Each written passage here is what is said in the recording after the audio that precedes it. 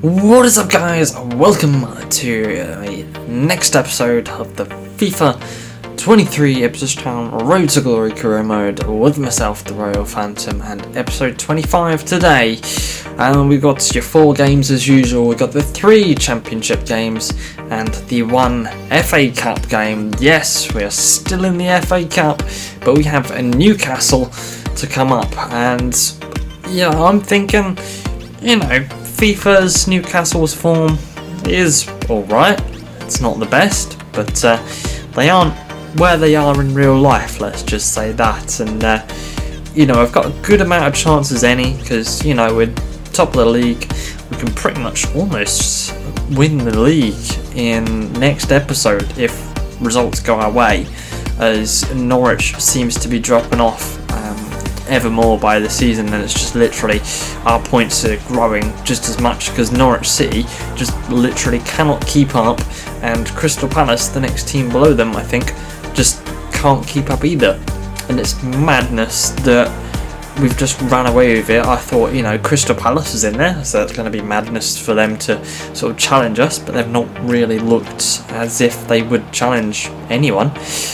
Norwich City, the closest rivals against us, and they looked like they were going to challenge us in the start of the season, but come to the middle point in the end, now they're not even challenging us. We're at least 20 odd points ahead, and by the time we get to that point where there's 8 games left, I think, or is there 6? No, by the time it gets to 6 games left, when there's 18 points left to go, as soon as we reach that 20 point gap with 6 games to go, then we've won the league. So we can do that next episode. So fingers crossed, see what happens.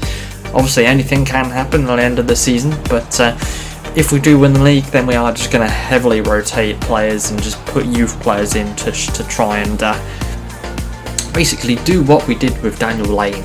Just try and get him in and try and get him playing and try and get used to him, and try and get his overall up. He's 57 rated now, and he did start as a 52 back in the back end of League One, which is really good to say the least. Up 5, obviously not had the most star shining season ever, but then when you put Skinner on loan, he's 74 right now. He's gone up by 12, which is madness. He's had a mad season at FC20, so obviously we're going to look to see what we can do with him being a left winger. Do we try and put him into striker? But that might take at least the whole season to do that, but it would be worth it if he did. We're not going to convert him into a wing back because that would be absolutely silly. Maybe we do, I don't know, but he's not got the defensive stats to actually do that. So, we might keep him up front as, we look towards the next season. And, I'm thinking, I think I know the players that I want to get. There's a goalkeeper, a centre-back, a midfielder, and then a wing-back. And that is it. I don't need anything else. I think striker we are actually set for. We've got obviously Harris, Lucas and Bowden.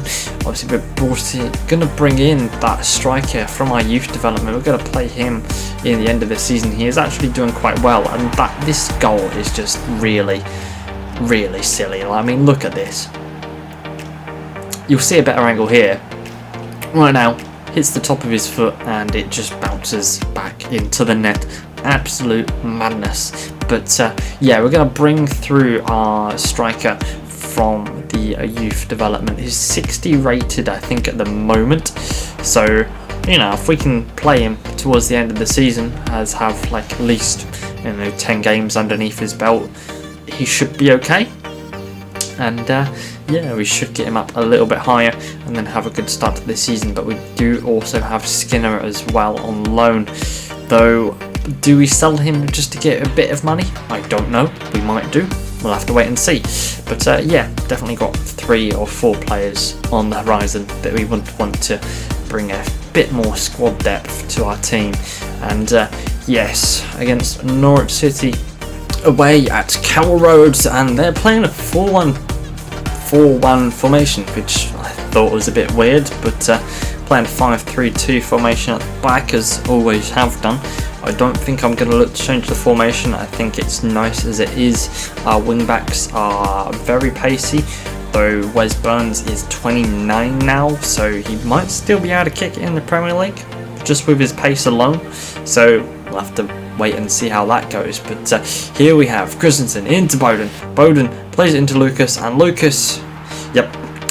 I mean, we are literally just running away against Norwich. We're 4 minutes in, and Lucas just puts us 1-0 in front. I mean, if that doesn't show how Norwich's form has just dropped dramatically towards the end of the season, I would not be surprised at all if they went into the playoffs and Crystal Palace came back up with us, because I can't really see Norwich City actually going through automatically, though it would be quite nice, because then we would have another derby day in the Premier League, which I think they'd get absolutely hammered once again.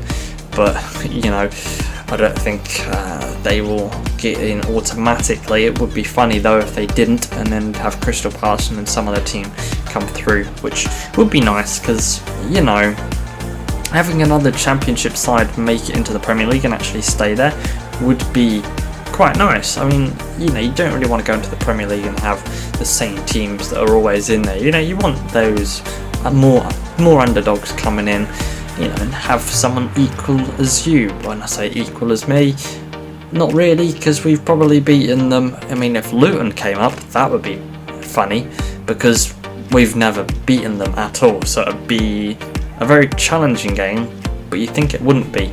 But then if we had upgraded to Premier League sort of level players, then, you know, we'd have to wait and see. But yeah, so far good results in this end of the game, but obviously 2-0 already in hand, and we'll try to make it a third one. Oh my god, Giles, what a shot. I really wasn't expecting that to go in at all, but Giles showing his worth, showing his money, wearing the number 17 shirt, and I think he is going to be taking the number 3 shirt off Davis, as he should probably, I think, you know, he's getting up to a 70 rated now, so, you know, he will do for the Premier League. So our left wing back is set. It's just our right wing back, because Tanner obviously is getting a bit upset that we haven't really played him, if I'm honest. We haven't used him as much as I thought we would, because Wes Burns is just quality, and he's just pace. All you need in wing backs is pace. He's got good shooting, and his defending is a bit worse than Tanner's, but when you need it to be there, he does good, and he can track back and win the ball back quickly. But you know, Tanner just doesn't win it back quickly. He sort of, well, wins it slowly, shall we say. We might sell him and replace him, which I think we probably will do, as we've got a couple wing backs that we can convert into right wing backs. If they're left wing backs, then, you know, it should be all fun and games. Though we are getting to that 10-minute mark left in the Norwich City game, and Moffey is going to play a really silly ball, and Ipswich Town's defence just nicely gets over there, and Bowden gets played through. And is he going to make it Ipswich Town 4? Of course he is. There was no other questioning in that motion of play at all. That pretty much sets the 6 points clear and title race over, because beating Norwich 4-1, you know, going 3 points clear, 2 games in hand, you know, you can't really complain at all. And here is the fun game, round 5 at St James's Park, and if we win, then who would we play? I mean, I know it says, you know, you play Chelsea or Arsenal, but spoiler, I've seen ahead, and this fixtures, it just turns out to be rubbish. We are going to heavily rotate our squad though, even against a Premier League opposition, which I thought we'd lose pretty badly, and the squad would do terribly. But putting Penny on the wing back, I believe we have done. I mean, Chaplin almost scores a flying kick within 15 minutes of the game, and I really was not expecting that. I mean, they've got a few star players, which with this star player thing turned on makes them act better, shoot quicker, defend faster. But you know, they can't defend an over the top ball like that and having Harris go through and volleying it sort of first time. But Greaves really good, making up his form in the latter end of the season where he gets a nice block off. And Harris, once again, look at the pace difference.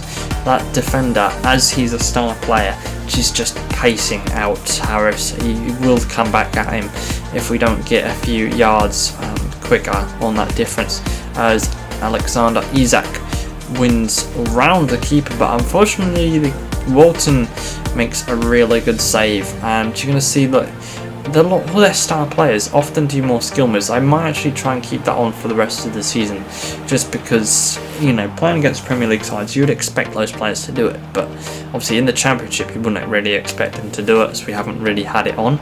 But, you know, probably should have done. Either way, Walton making a really good save, keeping us 1-0 at the halfway point. And now we're getting into the second half highlights as Kamara, I believe it was, or Harper, plays in Chaplin, and Chaplin just shaves the post on his shot, not putting us 2-0 in front, unfortunately. And Isaac makes a shot, smashes the post as it rattles against the bar. And now Ipswich Town are on the attack in the 70th minute. And yeah, we're just going to get absolutely clotheslined in the middle of the pitch. And Newcastle getting the ball back. Look at that. Lovely skill from Isaac. What can he do? Lays it off into Pino, and Pino puts it into the back of the net. And it was at this point I thought, okay, Newcastle are going to come back. Should we make some subs? I don't actually think we made any subs in this game, if I'm honest. I just left them as what they are, just trying to win the match with the team we started. As Chaplin gets the rebound off of the keeper's save, goes in for the second and slots it off quite nicely, putting us 2-1 in front. Very much underdogs at this point, but with the form we've had going from the start of the season right the way through to the end, I mean, you'd have to say we've been the better side throughout, and getting the third goal pretty much cements our place in the round of 16. The round of 16, yeah, round of 16 of the quarterfinals. And yeah, not too long left to go as we tackle the ball out for a throw-in, and there's not going to be much left, and there's 1 minute to go. Andrik into Gamerish into back into Andrik. Isaac gets the shot away and puts it past Walton, but there's only 2 minutes left to go, and you know, as FIFA likes to do, we've got possession and we'll just play around with it as normal in their half, and then we'll just wait for the whistle to go. So that it puts us through to the next round. Chaplin and Harris with the brace, Fofana and Isak only making up Ipswich Town's only 2 goals that we let in. And you know, I was quite shocked at that result, if I'm really honest. I did not think that we'd do that well with Walton in goal, but you know, our strikers, yeah, they've been really good. Chaplin's been quality in this FA Cup run ever since we've put him up front. Obviously he's had a good partner in Harris. We've got Penny, Davis, we've got Alessi and Dabber and Greaves at the back line. Yes, Greaves has been a bit shaky, so we are looking to replace him as well. Hence that new centre-back signing. But Greaves will most likely stay with us. He'll obviously just be replaced because we'll have Edmondson, Wolfton, and then that unnamed centre-back who will sign. And then for our rotation, we'll have Alessi, Greaves, and Ndaba, just like we did in that FA Cup match, which I think worked quite well. But going into this Bristol game, Bristol City have always been that sort of team where we've either started really well or started bad and just finished bad, because Andreas Weisman is the joint 3rd top goal scorer, I think, in the league. I might be wrong, but you know, he's a really good player, and every time he gets on the ball he always scores. And as I say that, he does score for them. And oh no, was it Andreas Weisman? Was it? I think it was it? Let's have a look. No, it wasn't. It was another unnamed player. But yeah, Weissman always gets on that ball. He's always a goal threat. And as I say that again, being a goal threat puts it past Danny Ward, making Bristol City 2. I think Bristol City, along with Luton, have always been my crush teams in the Championship, and I'm going to be thankful that they aren't joining me, and I hope Bristol City, I know they're in the playoffs, but I just hope they do not join me at all, because I think if we played them, even with extra players that we're bringing in, you know, I just don't think that we'll actually beat them at all. But if they do come up with us, I could be eating my words and I could go and thrash them 4-0, but you know, we'll obviously have to wait and see, because we'll try and turn up the difficulty a bit more, because I feel like we just absolutely walked the Championship, even though our team was really good and it was built quite well. I mean, we should have been challenged by a few more teams. I know Crystal Palace and Southampton being relegated and their form was quite bad, but you know, you'd always look to see those sort of teams. Even we played the middle of the season and around that sort of point, and we still managed to just walk over them, which I got a bit annoyed at, but you know, it's the result we get. So I'm just going to try and make it a little bit difficult for myself, because sitting on ultimate difficulty, putting competitor mode and star player on it does feel a bit easy, so we'll obviously have to do that as we have a shot from 25 yards out, or 20 metres out, however they like to read it now, and that will be our first loss in quite some time. Quite the shake up Bristol City caused there. I mean, we're going into the next episode playing Stoke, Aston Villa in the Cup, Blackpool and Birmingham. I mean, if we win against Birmingham and results go our way, we could win the league. So we'll obviously have to see that rounds up. And looking at the table, we are a decent amount of points. We're at least 17 points ahead, so there's quite a way to go. But I hope you've enjoyed this episode, and I'll see you in the next one. Take care, like, subscribe, hit that notification bell, and comment whatever you want to comment. See you next one. Bye bye.